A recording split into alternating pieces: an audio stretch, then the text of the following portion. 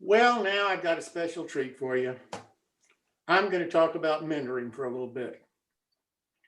And I know this may bore some of you. I hope not. I hope you learned something from it because I'm committed to this.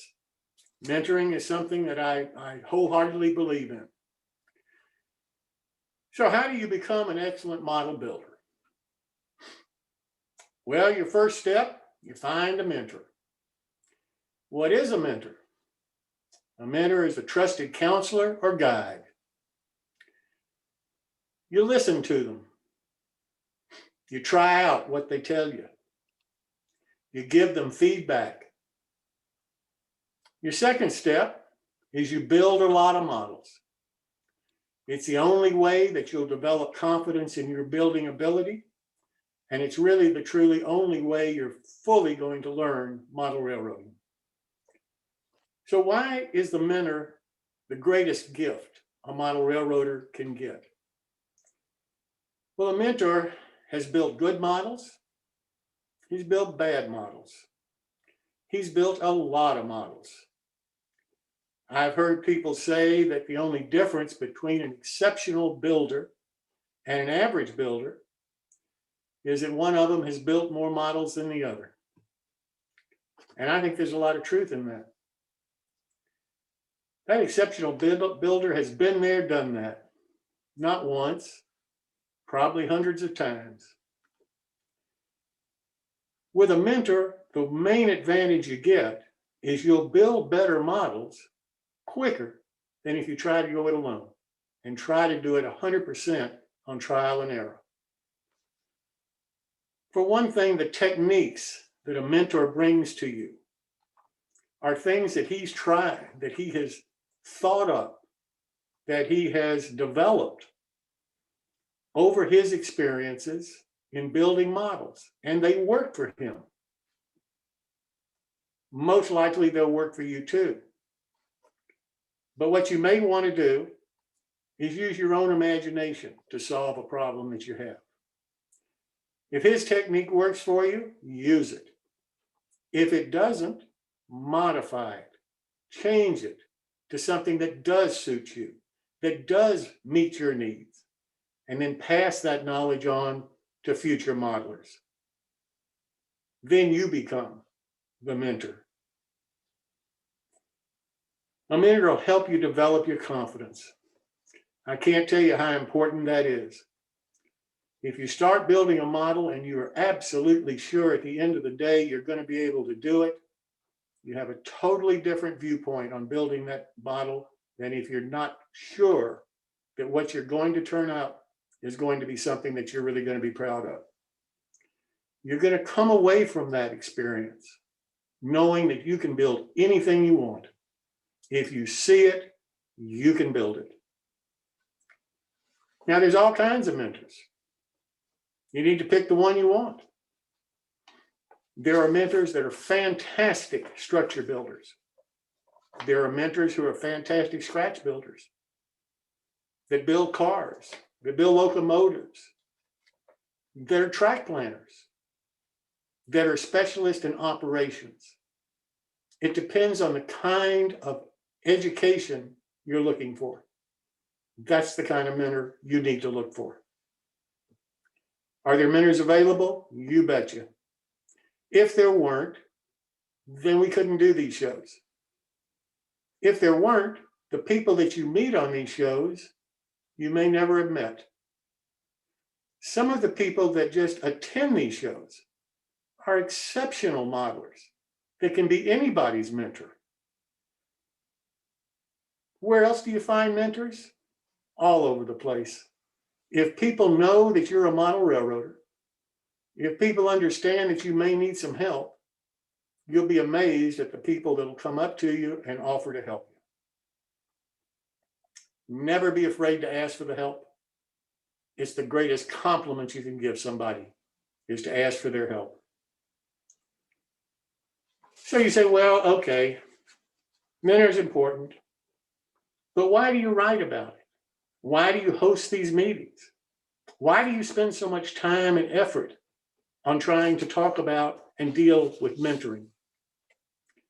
Well, it goes back to my personal experience. I've been fortunate to have some really fine mentors in my life. Why they helped me, I'm not sure. It's certainly not my personality. Uh, Maybe they thought that I could be successful in what I wanted to do, and they see how far they could push me. But I've been fortunate to have the mentors. I know what it has meant to me. I know how important it has been in my modeling career and has enabled me to be able to build what I want now as reasonably well done.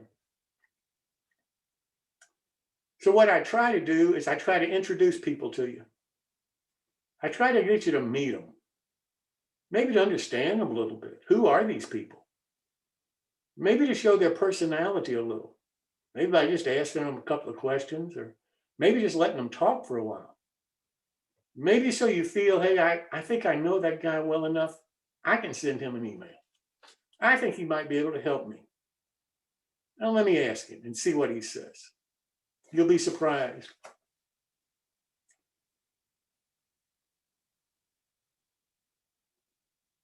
Don't ever forget that when they pass information to you, they expect you to pass the information to others. This is not something that just ends with you when you find a mentor, because the information that you get, they expect you to pass it on to future modelers. And that way, the hobby grows, the information continues to be passed. I tried to do my share. When I was really active in the NMRA, I was the achievement program chairman for 3 different regions in the United States. I've helped people get their MMRs. I've helped people get certificates. I've helped people try to learn how to build. I had a lot of enjoyment doing it. It was fun. But I'm not active like that anymore. So I use my articles. I use these shows. I use the people that I asked to be on the shows as substitutes for me being able to do it as I used to. I used to be an AP chairman, not just an AP chairman, but also the contest chairman in 2 out of 3 of those regions. I've heard every excuse there is of why people don't build models, why they're not interested in the achievement program, why they don't want to enter a contest. Nah, don't want to do that. I don't do paperwork, too much paperwork. I'm a model builder. Can't do the paperwork. I've heard it all. When it comes right down to it, there's really no reason that they shouldn't participate. They're excellent modelers.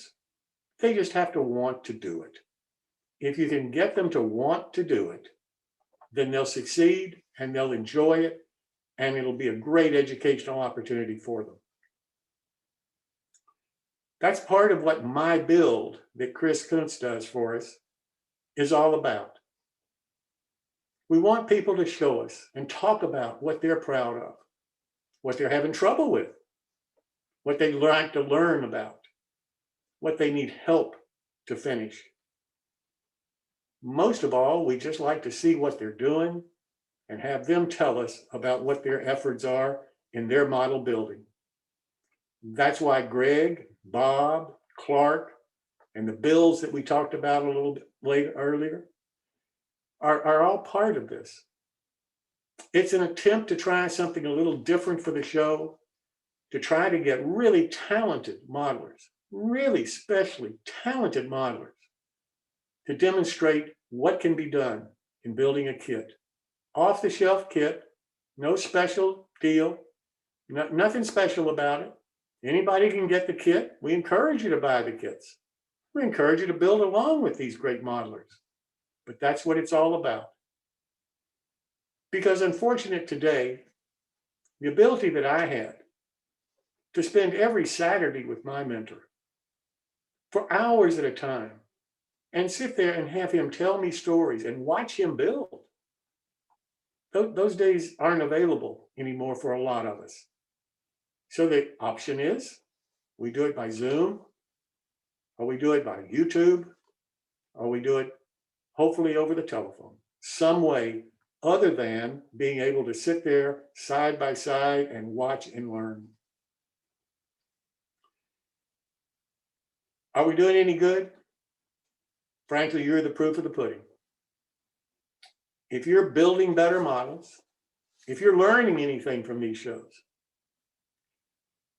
if you're able to pass knowledge on to others from these shows, then yeah, we're doing some good. If you got any ideas how we can do it better, please let me know. I'm trying everything I can think of to make the shows enjoyable, interesting, and different.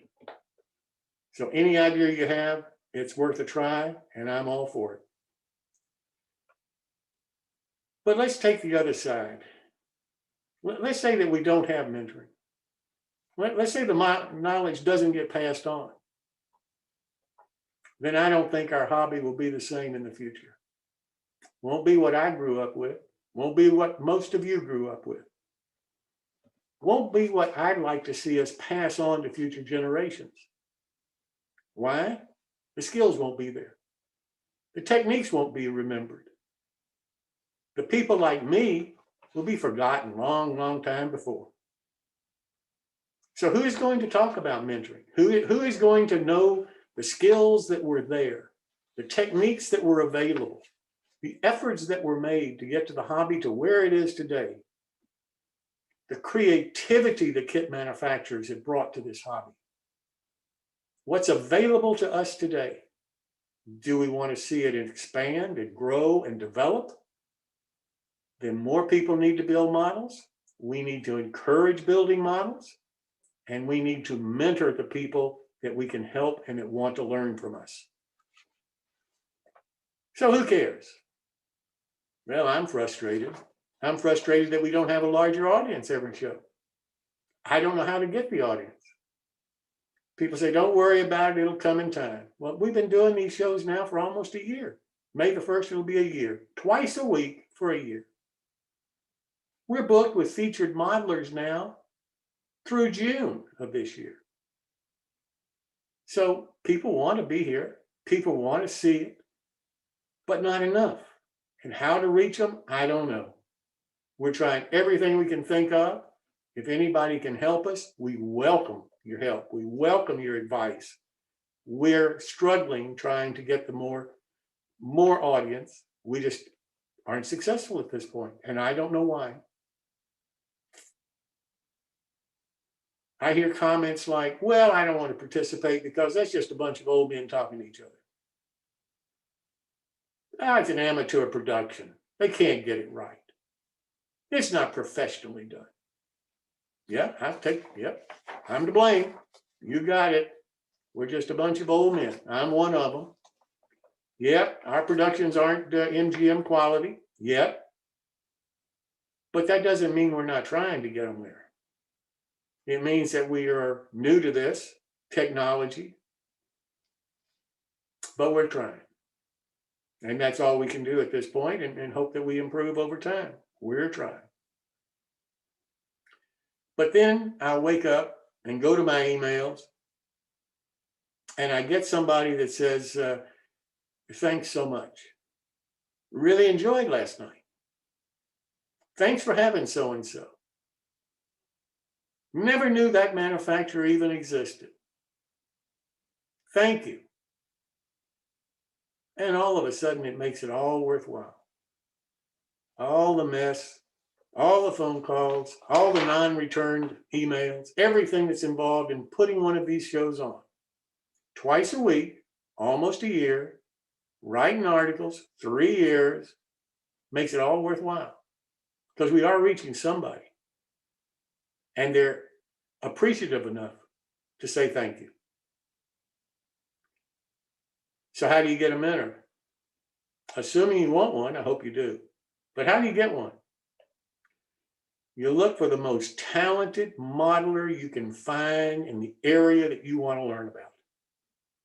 If it's structures, who is the best structure builder you can think of? Who's the best one you can find? Who's the best one that can be recommended to you by a friend? Well, that's your mentor. whether it's structures or cars or how to operate your railroad, how to track plan, whatever it is, you want the best. That's your mentor. Don't settle for anything less. You want the best. So where are they? They're all over. I think some of them have been here and are here tonight in this show. I think I've written about some. I think the magazines that are published in the model railroading press talk about them and have them in those magazines all the time. They're at your church, they're at your job, they're all around you. If they know you're a model railroader, if they know that you're looking for help, you'll find a mentor.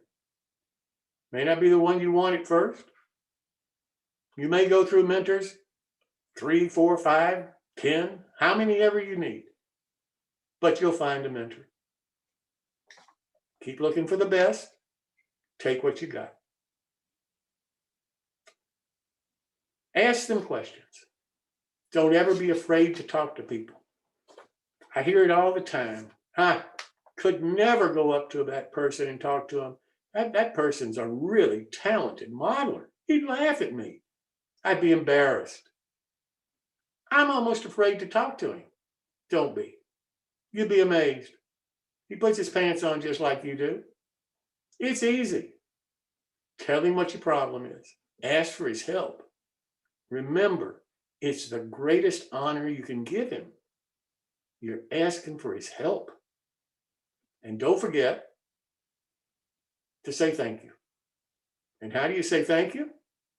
You build models using the help he gave you, and you go back and say, thank you. I used your help. This is what I built. It was successful. I'd never have done it without you. Thank you. Build models. Even without a mentor, build a model. The trial and error, you never get anywhere else. I keep saying, with a mentor, it makes it a lot easier. It's less frustrating. But even if you don't have a mentor, don't wait to find somebody. Build a model. Try it yourself. It'll still help you build your confidence. It'll still get you past where you are right now. But the mentor does make it a lot easier. And don't forget to say thank you to your mentor. A lot of people don't. I hear people say all the time, Jim Kellow came up to me and asked me for help, and I gave him help. And he didn't even bother to use it. He disregarded my help. Well, why should anybody help Jim Kellow again? If that's the way I'm going to treat a mentor that is going out of his way to help me become a better modeler, then I need to use what his advice is. And I need to tell him the benefit of it and how it affected my modeling ability. You never stop learning. I don't care how talented you are. There's always something else to learn. There's always a new this or a new that. 20 years ago, who'd heard of 3D printing? I hadn't. I still can't do it. Why? I have no idea how to use the CAD to make the design. Pressing the button on the printer, I think I could probably accomplish that. It's getting the design done on a computer. There is no way I'm going to be able to handle. And then there's trying new things, even without a mentor. For example, there's a dirty word in the hobby called scratch building. If you've never done it, try it. When you stop and think about it, and some people haven't, but when you stop and think about it, what's the difference between a kit builder and a scratch builder? The only difference is the kit builder had a personal shopper. He had somebody find the model that he's building. That same person went out and found bits and pieces from different places, found wood or found plastic, whatever he needed to build the model, put it in a box. And then he built the kit. The reason he's offering the kit in the first place, probably in many ways, is because he wanted to build the kit himself. He wanted the model for his railroad, so he's going to offer it as a kit. So he gets everything he needs to build it, and he builds it. Or he gives it to some friend and says, would you build this for me? And his friend builds it. Well, if you want to be your own personal shopper, if you have a photo, if you have a memory of something that you want to build, you don't want somebody else to tell you how to build it. You want to build it. Or it may not even be on the market. Maybe something very unusual. Well, scale it, draw it, go out and be your own personal shopper to get your bits and pieces and wood or plastic or whatever you're going to use, and build a model. How do you scale? Simple. Take a dimension that you know about, a door, a window, something that you can easily get the actual measurement of, and then convert that measurement to scale, and then scale the rest of the model around that. If it's a door, then scale the wall, scale the window. 3 more walls and you've got the sides of a building. It's not that hard if you want to be your own personal shopper to become a scratch builder. Develop your imagination. It's critical whether you're a kit builder, scratch builder, whatever kind of builder you are. Because your imagination solves your problems. You're building something and you run into a problem. How am I going to ever build that part? I need that part here. How do I get that part there? It comes from your imagination. May not come immediately. I can't tell you how many nights I've gone to bed thinking about a project I wanted to build the next morning, and knowing that I had a problem that I had no solution for. I wake up the next morning, have a solution, maybe even 2. How I got them, have no idea. Where they came from, who knows. But I go out and I try them. It's exciting for me. It's thrilling for me to be able to use my imagination in some way to solve a model building problem. Learn when a model is finished. You've heard me ask that question to a lot of people on the show. How do you know when the model's finished, you put it away, you never have to build it again? How do you know that? And that comes with experience. I asked myself that question many years before I could come up with an idea of what the answer might be. And for me, I start with a purpose. If I'm going to build something, there's a reason that I'm going to build it. Don't know what that reason is. Different reasons for different projects. I want to enter in a contest. I want to get an achievement program award. I want it to fill a blank space on my layout. I want to give it to a friend. A lot of different possible reasons, but I always start with a reason. What do I want to build this for? What's my reason for building it? Then when I finish it and I look at it, if I see something that just doesn't ring my bell, I'll keep building it. If I look at it and I say to myself, yep, that's what I wanted to build, then I know it's finished. And I can put it away and start on a new project. For me, that's the answer to that question. It took me years to be able to say to myself, yeah, I know when that model's finished. So to summarize, find a mentor. It can be your greatest gift, your best friend, your buddy, maybe not, but a teacher, a guide, a trusted counselor, a person that can help you improve your modeling, absolutely. You give the mentor your greatest honor. You ask for his help. You give him back the thanks for helping you. Don't ever forget the thanks. Develop that relationship with your mentor. He helps you, you help him. You honor him, he honors you. And build lots of models. The more models you build, the better you get. You learn the skills, you pass the skills along. You get yourself a mentor, you become a mentor. That's how it works. That's what giving back in this hobby is all about. And at some point down the road, or maybe right now, you look at a model and you say to yourself and say to the world, I built that. That's my model. Anybody have any comments or questions? Jim, just a thought. Yes, sir. There's a lot of Zoom meetings going on now because we're all in a lot of locations stuck in our homes. And this is about the most fun thing we can do. I think as Zoom meetings are reduced in quantity, you might find more people interested in getting involved in this. Because I don't know how much time people have to do both Wednesdays and Saturdays.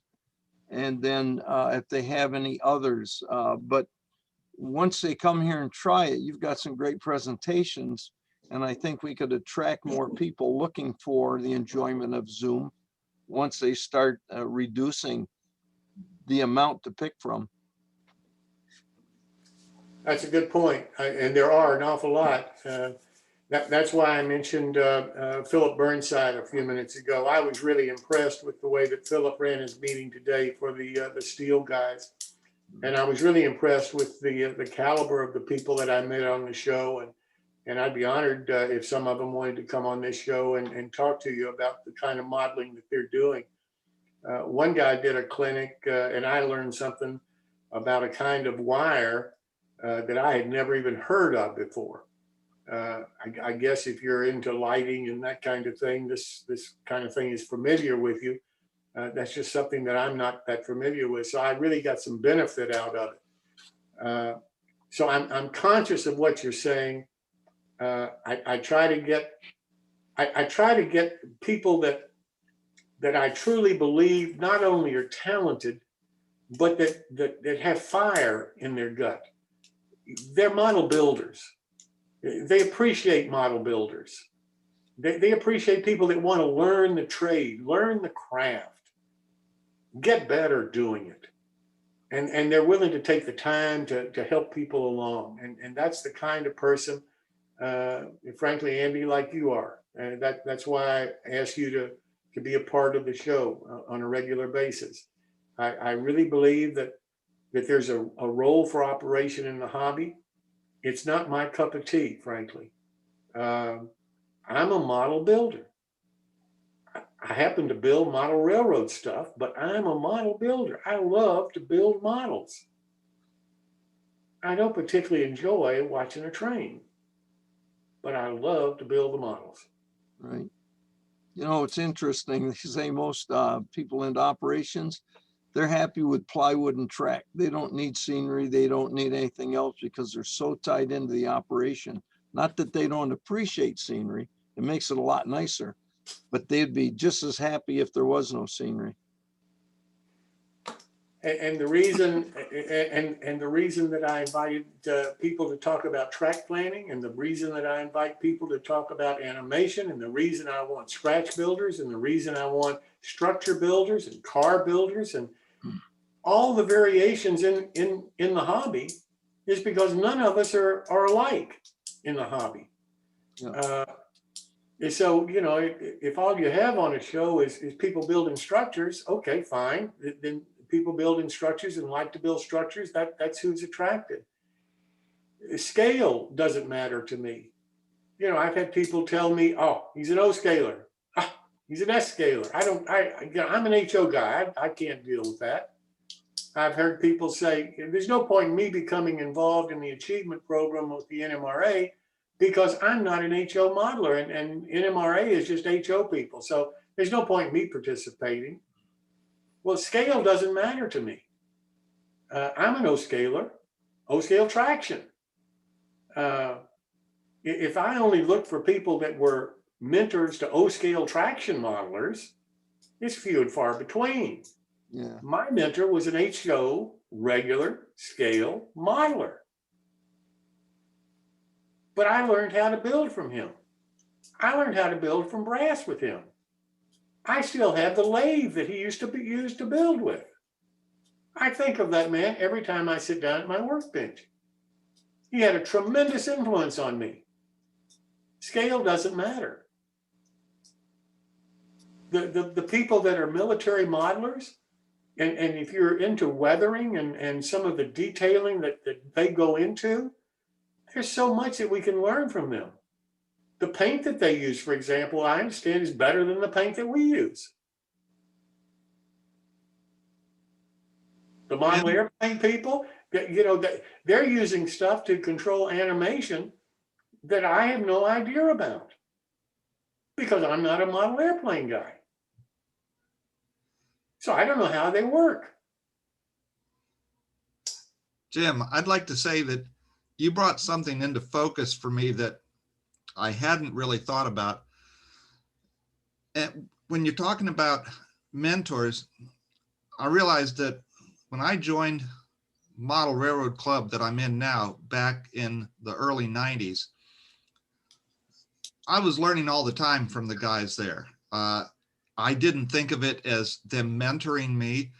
I just knew that they knew more than I did. And every time we'd be working on the club layout, if I didn't know how to do something, I could ask them.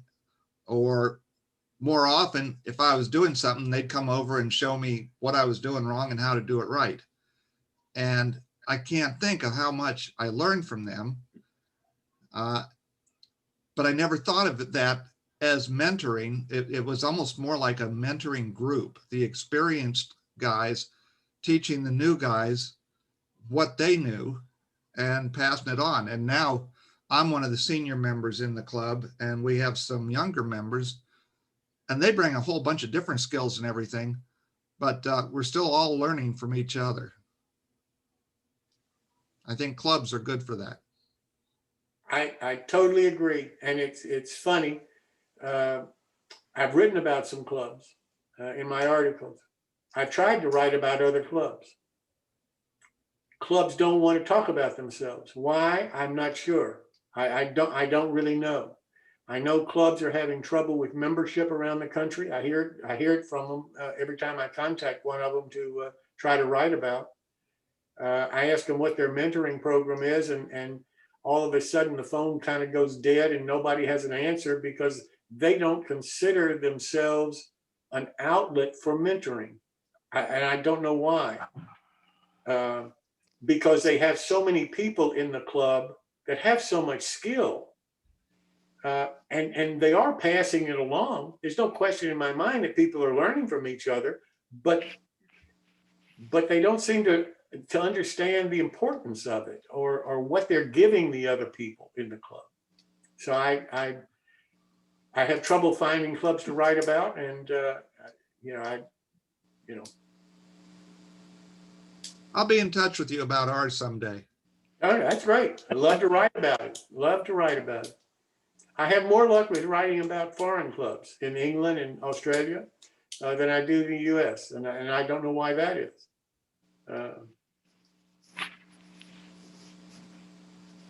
Hey, Jim, we have a question from YouTube. Where do you have your articles? Write for two magazines, S-Scale Resource and O-Scale Resource. Both of them are online publications. Both of them are free. I have an article. Test 1, 2, 3. I have an article in every issue of both the magazines. And if he wants to send me an email, I'll try to get him on the list or answer him more directly. All right. So Jim, this is Phil. I was going to make a suggest a thought process. I think there might be, I would argue, three kinds of mentoring happening. And we kind of tend to think about mentoring because in the business world, it has this kind of formal relationship of you find a mentor and it's someone you get general advice about. I think kind of there may be a difference in modeling because people tend to be not general mentors. So I think, the idea of a general mentor may be there. But if you look at the club environment, Greg was talking about, there's a lot of what I'll call instant mentoring, and it's not thought of as a formal relationship. It just happens because you're brought together in an environment where that happens. And you can argue that the same kind of thing happens when you're getting a model judged and you get comments about it. It's that kind of feedback loop. But then I think there's a third kind of mentoring, which I think we need to really think about, which is that's virtual mentoring. So, if I go online and I look for staining wood siding and I see 10 YouTube videos and I pick 2 or 3 of those and I watch how they do it, and it's someone who's, is good at it. In many ways, I'm getting virtually mentored by that person. It's kind of an instant. It doesn't have the same physical relationship, but there's this transfer of knowledge that happens. And I think one of the challenges with having with that kind of formal mentor relationship is it's both really hard to develop, but it turns out we have so many specialties that, if I want, the person who's really good at staining wood may not be the best person at, wiring JRMRI. So my mentors change on topics too. So I think we need to maybe think, I think a lot of mentoring really is happening. It's just happening in different ways. And the question is, how do you make that kind of recognize people for what they're doing there, I think is what you're saying. Yeah, I feel that, because the people that are doing the videos, the people that are trying to provide the information, they have no idea who sees the videos. They have no idea who they're working with. Therefore, there is no feedback to them. There is no thank you. I appreciate your help. I used your system and it works. It's beautiful. It's great. So Now we have, excuse so me. that comes back to this. I mean, you asked the question why you don't get more people coming to an event. And I would make the argument. So I think you can stop and think about this event in kind of 3 dimensions. There are people. Actually, can I share my screen? I'll show you a slide and it'll help explain it. So this is actually a slide from a book I wrote. And this basically talks about the idea of understanding who you're marketing to. So you start with the universe of unknown suspects. Those are all the modelers in the universe. Then you get some people that kind of raise their hand and express interest. Then they become qualified prospects. They become customers. I think there's a really interesting question here, which is the problem getting enough people to hear about this as an event? Or is it getting more people once they understand what it is to come to the event? And I think one of the things is that to some extent, you got to position this as an event that has 2 differences about why you want to attend. The first is that it covers topics that you don't get in other places. And, in terms of the value of them, et cetera, new topics, the new tracks is not somebody doing a clinic, it's really new thought processes. The second side is that if you're in this event, you get the opportunity to interact. My wife made a really interesting comment. She does nose work, and she was talking about webinars she goes to. And I asked the question about why she goes to will go to the webinar versus watching the recordings. And she said, generally, if you want to ask questions or have some interaction, you have to go to the webinar.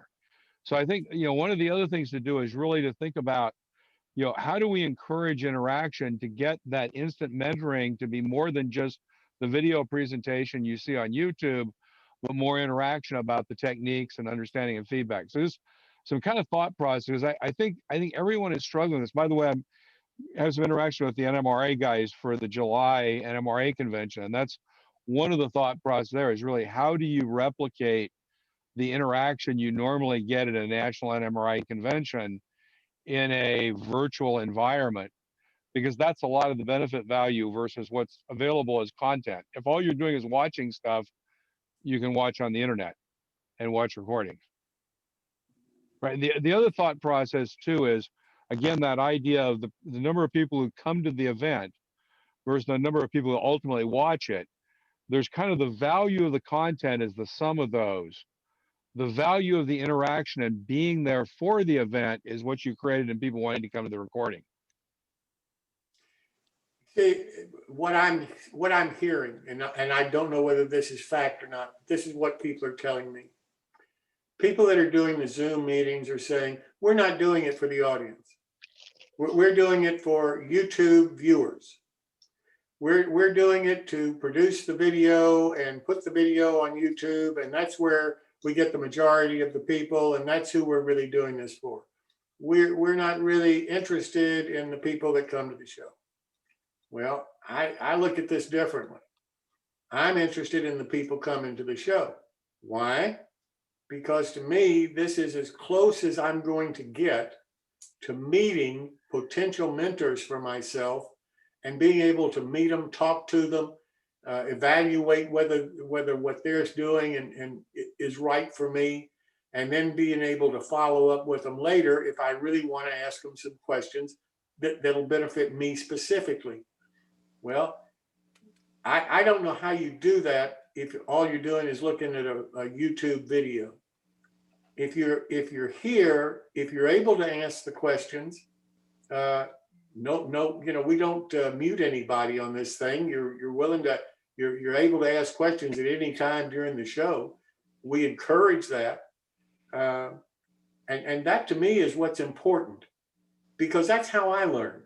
And I keep going back to my lessons. How I learned was I sat by the man's side. We laughed together, we joked together, and then he would spend an hour showing me in detail how to use a lathe to make a very small detailed part that he needed for a model. And he would let me use it, and he would let me try it. And there's jokes that I tell about this. The first session that I had with him, I was sitting there and we were eating donuts, and he said, Jim, hand me the ball peen hammer. Well, I was a reasonably old guy in my late 30s. I had no idea what a ball peen hammer was. I didn't even know where to look. But I didn't want to admit to him that I didn't know that. So I'm fumbling around on the workbench by the side of me, and so I'm sure, he let me play around for probably 2 or 3 minutes trying to pick up pieces and so forth. But I didn't really know what I was looking for. There were hammers there, but they were just claw hammers. I knew what a claw hammer was, but a ball peen hammer, I'd never used one. Didn't know what it was for. So pretty soon he says, Jim, it's the one right there under your arm. If you'll just pick that one up and hand it to me. And I was so embarrassed. But I learned what a ball peen hammer was. Well, what did he use it for? He took a piece of brass, a probably 10 or 15 thousandth inch thick piece of brass. He put it in a wooden bowl that he had carved out, and he started whacking the hell out of that piece of brass with a ball peen hammer. And before I knew it, he had the end of one end of a brass trolley roof hammered out of that piece of brass. And he showed me how to do it with a ball peen hammer. I never forget that. That's how I make my roofs. That's how I make my trolley roofs. And I sat there and watched. And yeah, I got embarrassed because I was stupid. I didn't know what the thing was. It wasn't a question of me being stupid. I just didn't know. Well, the only way you're going to learn is to make mistakes. I learned that early in life. If you've never made a mistake, you haven't tried. So the only way you're going to learn is to make mistakes. Well, I've made my share. Anybody that builds model makes their shares. But a mentor can help you make your share of mistakes, but less of them. And fix them easier. And learn faster. And however that has to transpire, given our society today, is what I'm trying to figure out for this show. I think it needs to be in person. I think if I can get the audience to increase in person, people will learn more than they will simply watching the video later. Will they learn something from the video later? Sure. But not as much as they're able if they're able to ask questions of the guy at the time he's making his presentation. Jim, you know, I've thought about the difference between Zoom meetings and YouTube videos and other online sources. And one thing that struck me, even though all of these are new, relatively new to us, if you think back to your college days, you had a couple choices of how you would gain knowledge. You could go to the lecture hall and listen to the professor, and you could interact some, ask questions, talk with your fellow classmates some, or you could go to the library and look the stuff up. Now, the stuff the professor would be teaching usually would end up in the library if it wasn't there already. But it was two different ways of acquiring knowledge, and I think they're both important. I would agree. I would totally agree. You know, Jim, the other thing, the other angle I'd like to take on this, I taught flight for 21 years. And one of the things, one of the places I got my best and most knowledge was not from my mentors. I got it from my students. And I think, I think some of the joys of mentoring itself and some of the people that I've watched here, Jeff Bunza, in particular, I would have given my right arm to have him come to somewhere near Burlington, Vermont, so I could be in his lecture, and now I can sit in the same room with him, and that's absolutely wonderful. I'm gonna take a lot away from him, and hopefully, when he does this, he'll get an insight too that will help him along. I think mentoring and being a student goes hand in hand. And I think, you know, with time, people will start to learn that this is a place where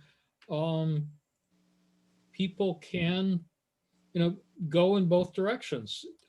You've got a lot of good mentors here, and I think that as time goes on, you'll see more students come in. I couldn't agree more with what you're saying. I phrase it as the thank you part of it.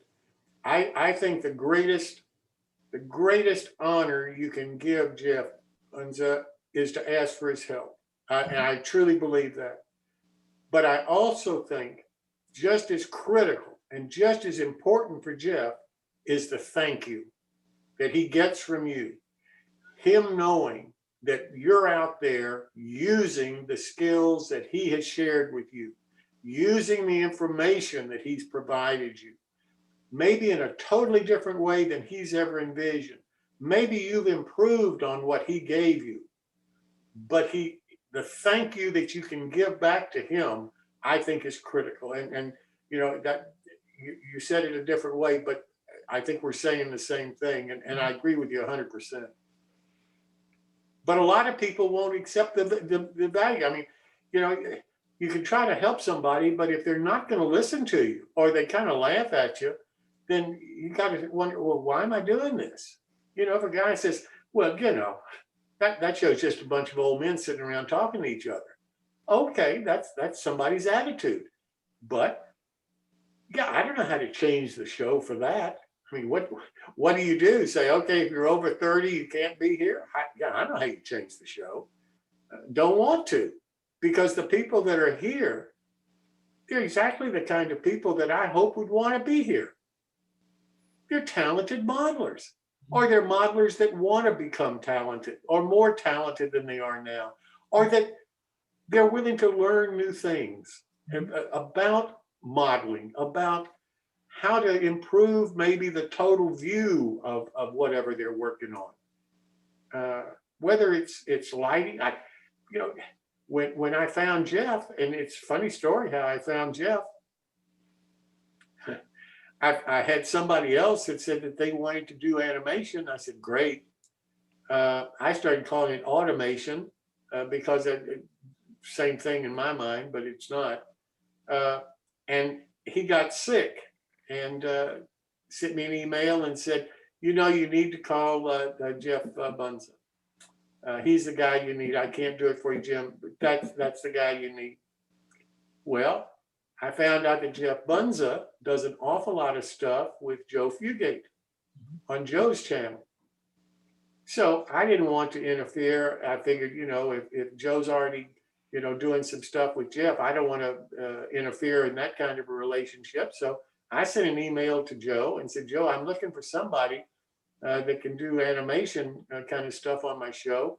And I've heard about Jeff Bunza. I know he's involved with you right now. Would you mind if I ask him to be on my show?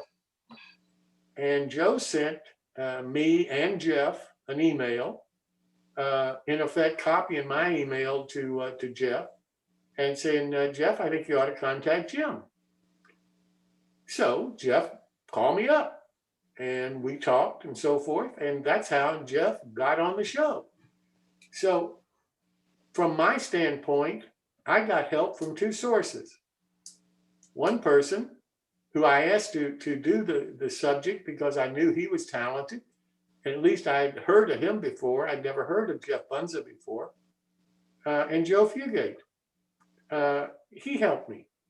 He didn't have to, but he did. So the thank yous are due all around from my standpoint. I need to thank Joe.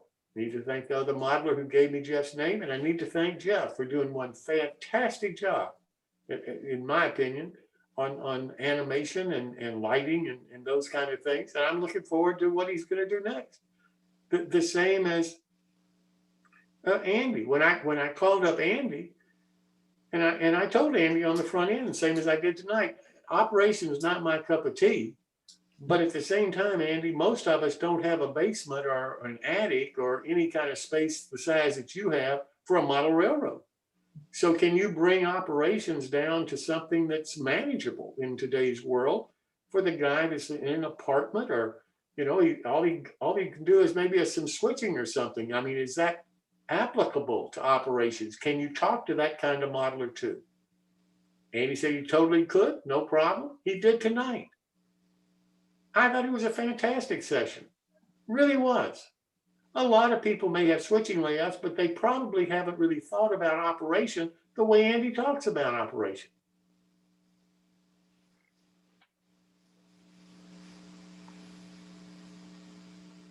Jim, I got a comment for you. Okay. As far as mentoring, first you got to find the person that really wants to learn. I had a kid over in this area. He lived in Elk Grove for a while, and he didn't know if he wanted to stay in ON30, he wanted to go back to HO, and he had seen people cut up a lot of the Bachmann Forneys into a 240 with a tender, and he really liked that idea. Well, the way I ended up meeting him was, first thing, I sold him a Forney. Then he wanted to come over and watch me cut another one up. And so I invited him over. He came in and said, I want to stand behind you while you do this. I said, no, you're going to do it. So I sat him down, handed him the razor saw, and told him cut from here to here. I stepped him all the way through it. He says, what if I break something? I said, well, you can't break anything I can't fix. So got that out of his way. And basically, he was really timid trying to cut through this thing. Just, no, you need to attack it a little bit better. And just sat there the whole time for him cutting it all up. I still haven't finished the model. That was a year and a half ago.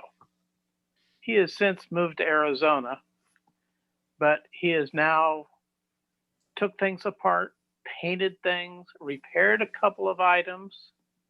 I sent him some wires so he could repair a slide guide on one of the 280s. And just once you find somebody like that, you really need to be, you can do it on Zoom, on a one-on-one or in a group like this, because you have to find out where they're at. Just tell them, go watch YouTube. A lot of the people who put things on YouTube don't really get down to the beginning modeler's level. They have a level that they can come back to, but they generally figure people have general knowledge up to a certain point, and some of the guys don't. And also the guys that say it's just a bunch of old men, you know, they're talking. Just kind of remind them someday, if you're lucky, you'll be there too. Because we didn't get old by being stupid. We got there by, you know, by living our life and doing the things we like to do. You guys may be a bunch of old men. I certainly aren't. Well, you're younger than I am, but that's okay. One more thing I was thinking about when I was in the flight school. I used to tell, and I'll tell you guys the same thing. Said I don't mind. I love being a teacher. It's or a mentor. It's one of the most fantastic things I've ever been able to do. I taught chemistry in the chemistry lab to people who knew nothing about chemistry, or people who knew a little bit about, but not how to do production chemistry. I taught people how to fly, and now I'm teaching people how to put decoder buddies into locomotives. And my comment was, I'm in the right place because I've got people coming to me who want to be here. I said, I would no more be a teacher in the public schools than the man in the moon. And that's one of the things that I think maybe we should realize is that if we have 5 quality people that really want to be here, it's better than 500 that don't want to be here, especially. The gift is the people that we see on the screen tonight, all of us, and the people that have been here. That's the gift that we get. And I guess enough. Yeah, enough said. Yeah, you present the opportunity and let whoever wants to be there and let them soak up the knowledge. But the biggest thing is find out where they're at. Yep. So that you can get something that's relatable to them. What he just said is the most important thing, I think, and that is that people have to come and want to learn. I taught microprocessor night classes for 10 years, and the people who were there came because they wanted to learn. They knew they were going to have to use it in their job. And it was great. I mean, you know, I learned things, but they learn things too. So they have to want to learn. So that's the other thing, knowing that the mentor is learning as well as whoever he's trying to mentor. You're learning where they're at and how to get down and reach them. Yeah, I think John Neely has wanted to add to the conversation, but has been able to jump in. Okay, I'm off the soapbox for a minute.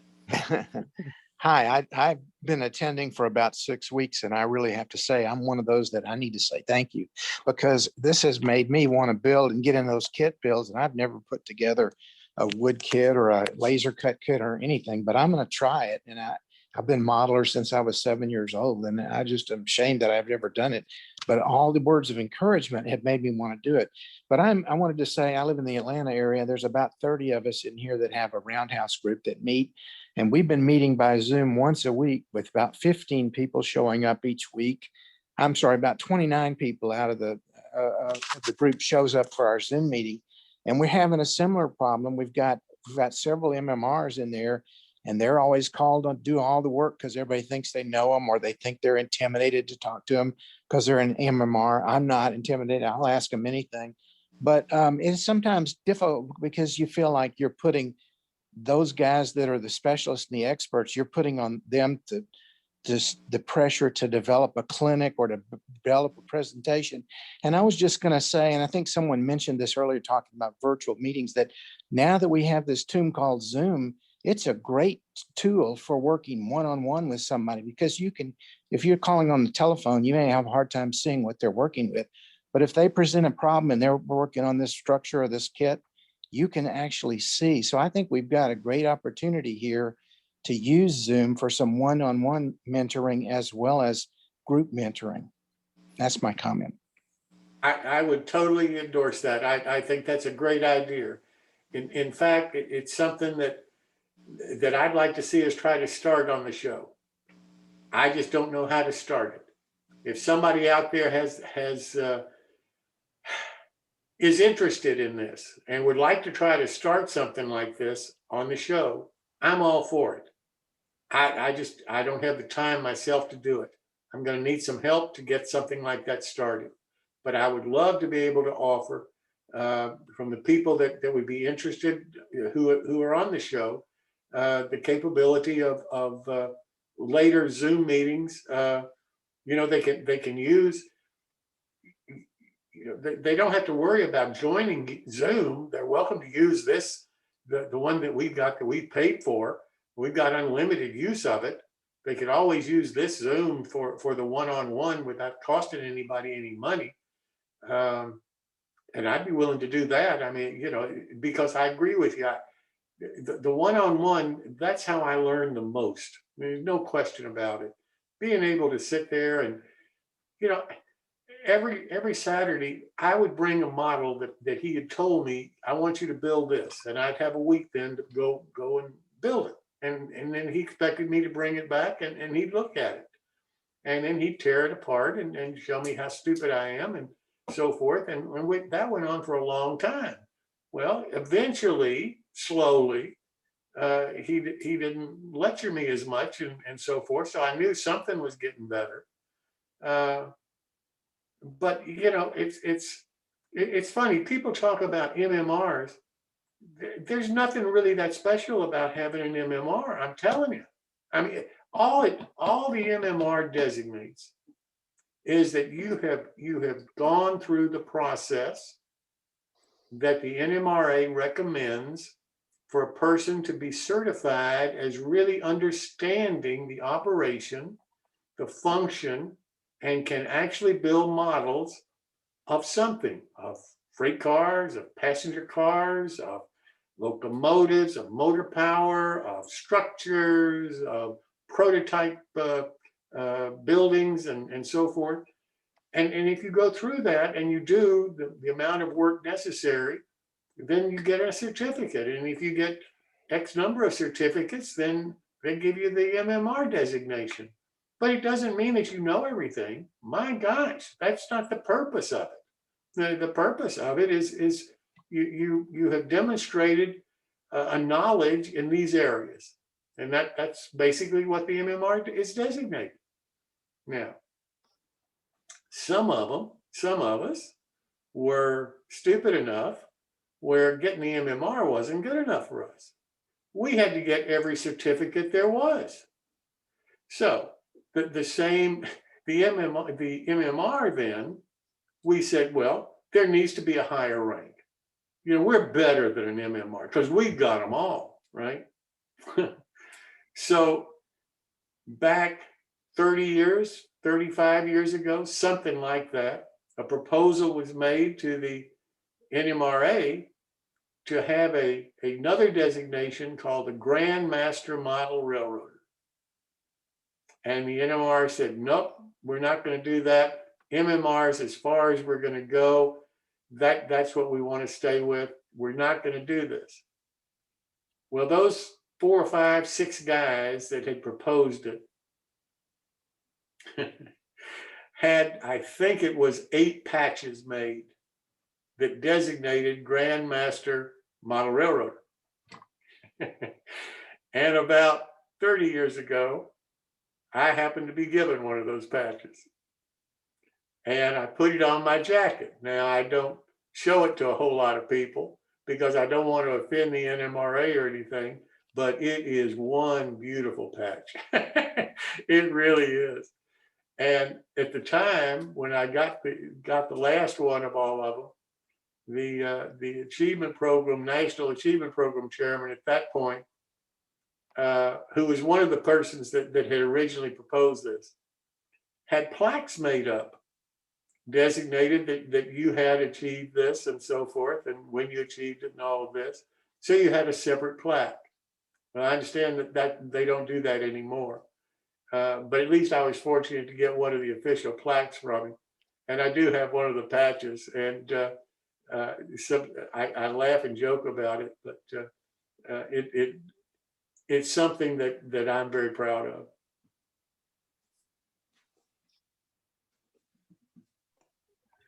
I would like to say something. Yes, sir. I'd like to agree with John and say thank you, Jim, for hosting this. It's the highlight of my week. And Wednesdays when I work late, I'm like, I come home and I eat dinner in front of the computer just so I can listen to you. And the first 20 minutes, it's great with, I think you're doing a great job. And I'm like John, I bought my first Walters catalog in '89. I've been planning my railroad for 10 years, Clark and Paul can, and I've done nothing.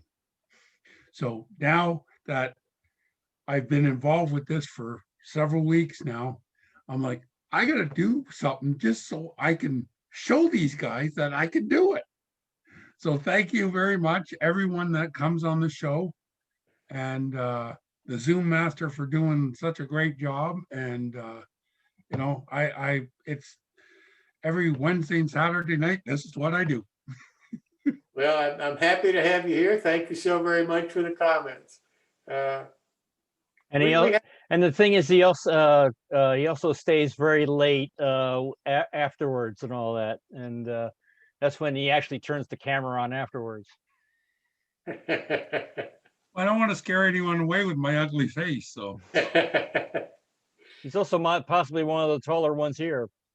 But I really, coming back to the comment made about the one-on-one, I really would like to see us be able to offer something like that. I don't know how to do it. I haven't thought it through. I need somebody, if you're really interested, to kind of think it through and then let me know and we'll do it. Well, if I remember right, one-on-one can be done off of a free Zoom account. Doesn't have to be a paid account. And I don't think there's a limit on time. That would be even better. I didn't know that. That would be great. I That would think be great. this is John Dick. I think there's a 40-minute limit on the free one. 40 minutes is still a long time, though. I think the 40-minute was as far as having more than one person. Is that I'll right? take a look at it again, but if I remember right, a one-on-one on Zoom did not have a time limit. Oh, I think I heard that too. Well, that would be great. so if there's two people, if 3 people is the time limit? Yeah, 3 people is a time limit, but it's just 2 people, 1 on each side, there's no time limit. Oh. Well, that'd be great. That would be great because that would be easy then. And really we wouldn't have to do it necessarily. If that's true, we wouldn't have to do it necessarily on the show. What we could do is just have people, if you're interested in mentoring another person, then what skill level are you interested in mentoring and what kind of things are you interested in mentoring about? And then maybe put up some kind of, we sure don't want to start posting emails and so forth. So I don't know how to make the contact. They might have to come to the show to make the contact and then do it somehow chat, just between the two of you. But we could invite them to the next Zoom meeting or something if they wanted to do that and let them meet the person. I don't know. Like I say, I haven't thought it through, but I think it's a great idea because it does bring Zoom then that one step closer to how I learned originally. This is something that probably could be done off a separate page on the website. Create a page on the website for these type of things, and whoever was willing to do the mentoring be able to put their name up on the website. Then we'll figure out how to get people in touch with one another. I wonder if right now wouldn't be a good time, maybe to ask Dave for half an hour next week on maybe, I don't know, whatever time's good for you, about how to get that set of rocks in back here. Would you spend a half an hour with me next week? Oh yeah, that's not a problem.